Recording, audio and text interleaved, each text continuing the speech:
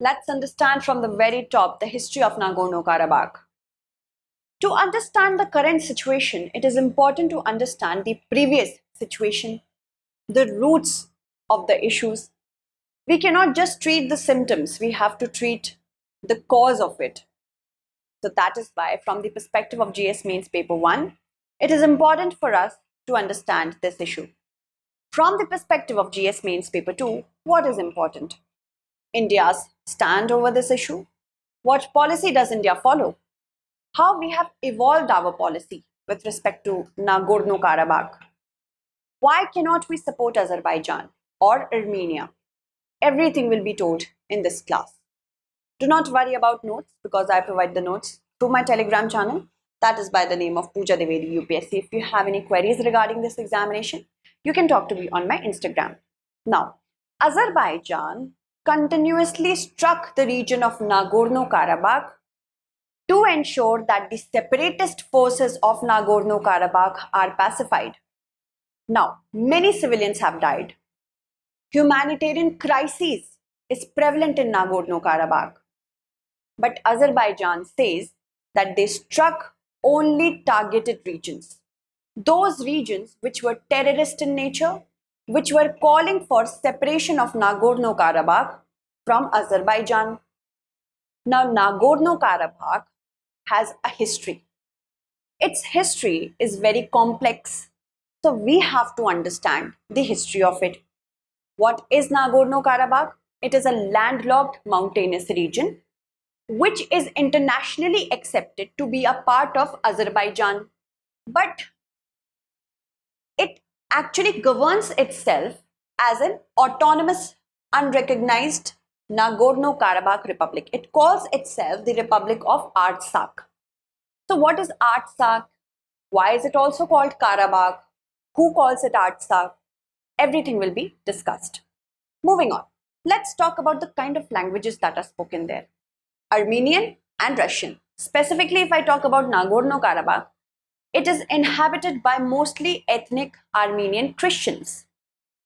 Now, Azerbaijan is an Islamic country, Muslim country, but here Nagorno Karabakh has ethnic Armenian Christian population.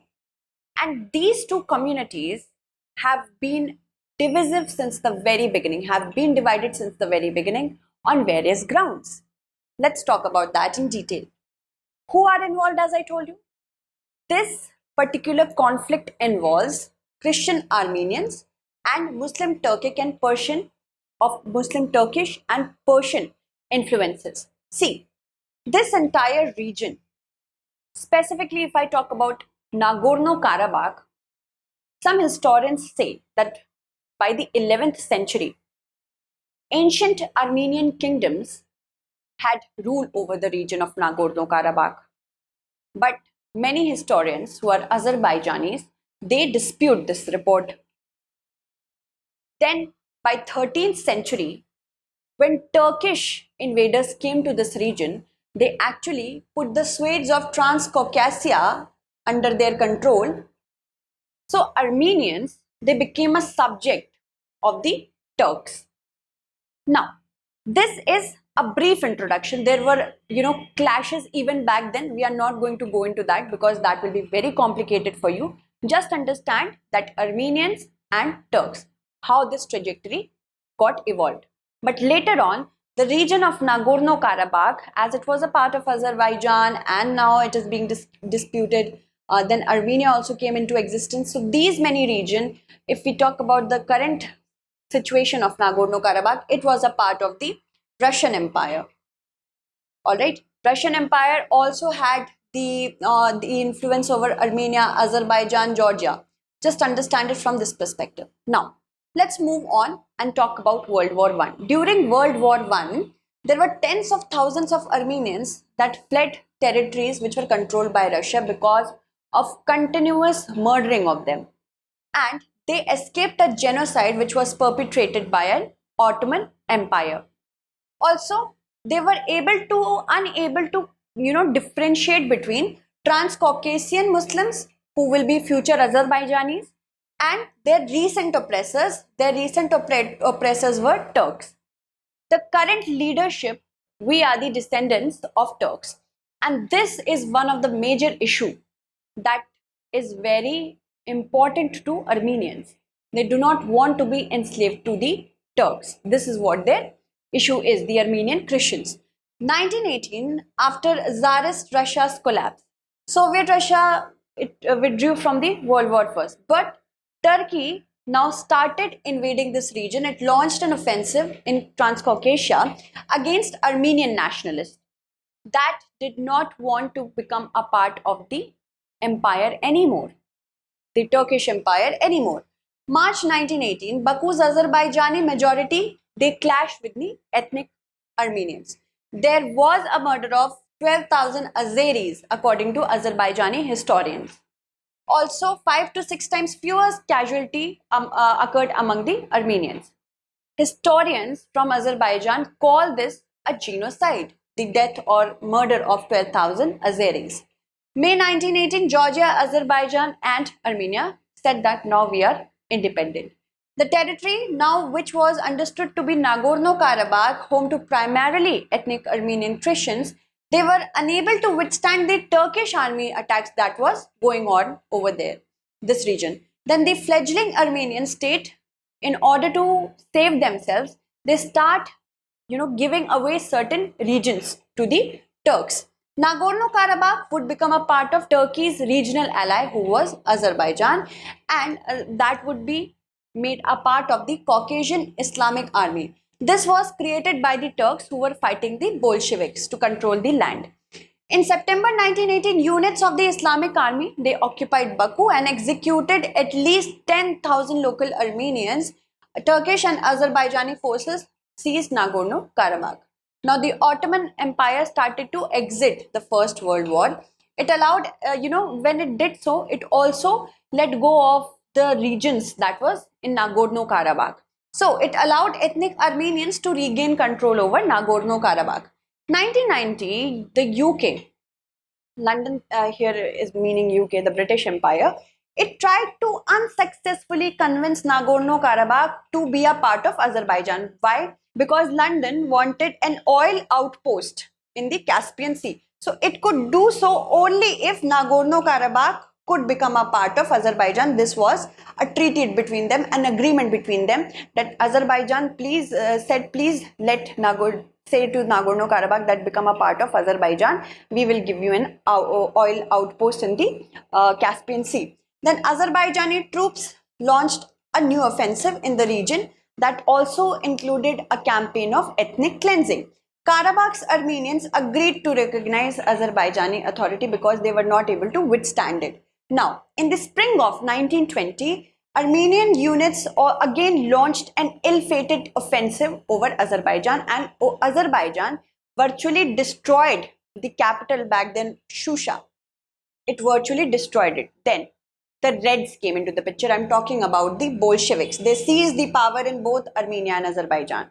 Now Armenia started to think that now we may be able to, Nagorno Karabakh started to think we may be able to now become a part of Armenia, but that did not happen. Even according to some historians, Joseph Stalin was in favor, under his divide and rule policy, to let Nagorno Karabakh remain a part of Azerbaijan. However, he knew that ethnic Armenians live there. Ethnic Armenian Christians live in Nagorno Karabakh. Still, he let it remain a part of Azerbaijan. Now, moving on. See, then we have to talk about the contemporary times after the collapse of Soviet. January 1990, a pogrom carried out by Azerbaijan nationalists in Baku started fights and violence in the region. The Soviet army entered the city, and after the Soviet Union's collapse, this entire issue became a full-fledged war. In the summer of 1994, after the 6 months of heaviest fighting, we got a ceasefire. Now, when ceasefire occurred, they said that now we want to have a republic by our own name. It should be autonomous to maintain control over its territory. Now, when this happened, self-proclaimed Nagorno Karabakh Republic was maintained as an oblast, as an autonomous oblast, a region, a province. The Nagorno Karabakh forces were also able to break through the Armenian border to have their own corridor so that they can remain in touch with Armenia. This is the Lachin corridor. Lachin corridor. And the Lachin corridor has become a part of issue for the contemporary issue, the current issue that is going on. We will tell you why that as well. Now, 1994, Russia brokered ceasefire is signed, leaving Karabakh as well as the swathes of Azeri territory around the territory in Armenian hands. Since then, we see 1994 to 2016, we see artillery, armory, everything coming into the picture, small spurs of violence also occurring. 2017, a referendum was conducted and voters approve a new constitution so that they can turn their semi-presidential constituency to a full presidential one, and they call themselves Republic of Artsakh. Now, Artsakh or Karabakh.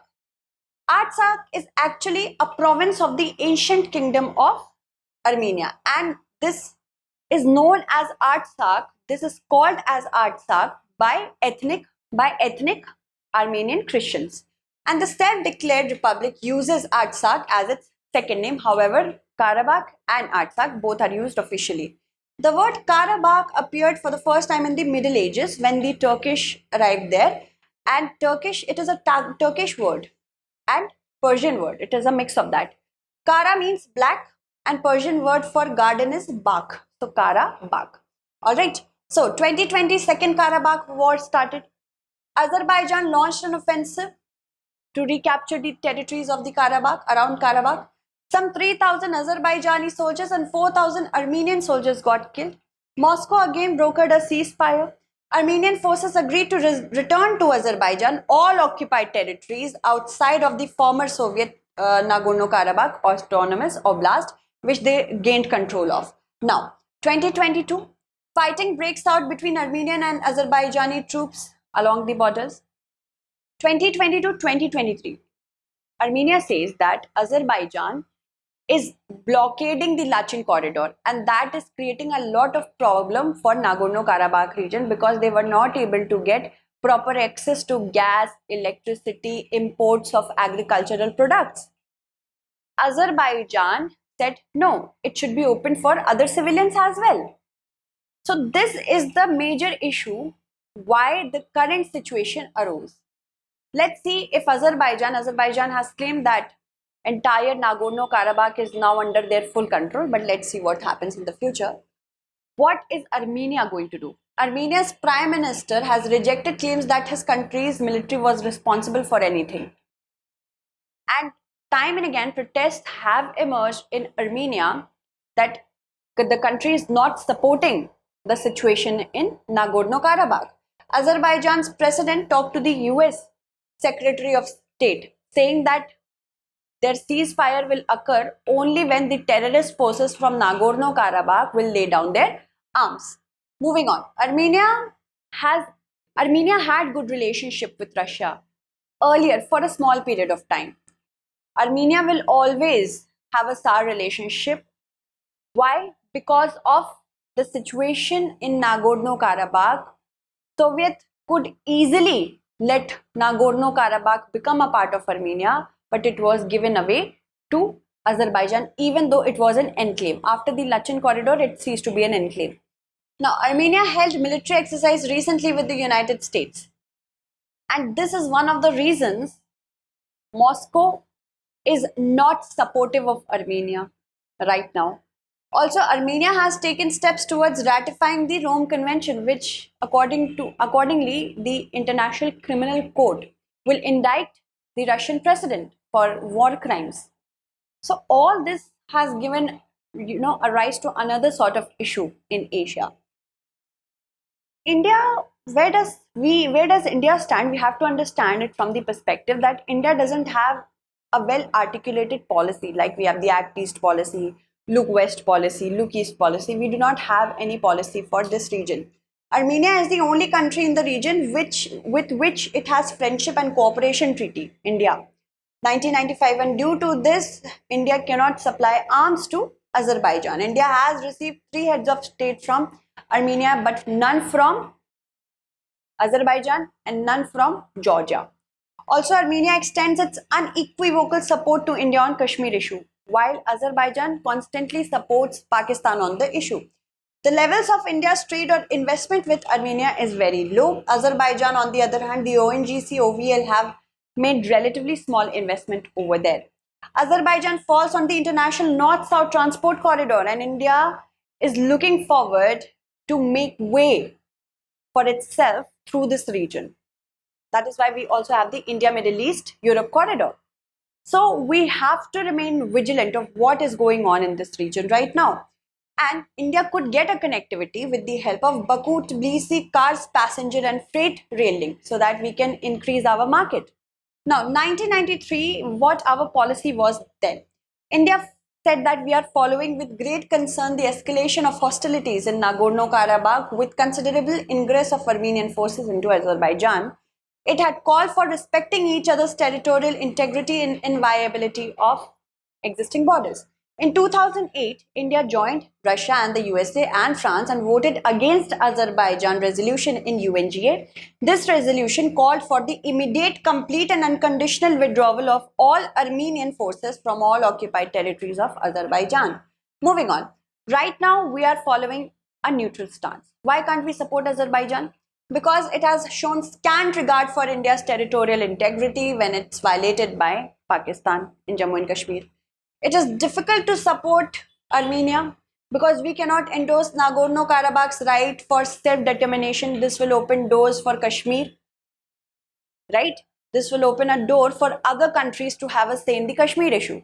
Now, India has adopted a balanced and neutral stance, made a politically correct statement most of the times.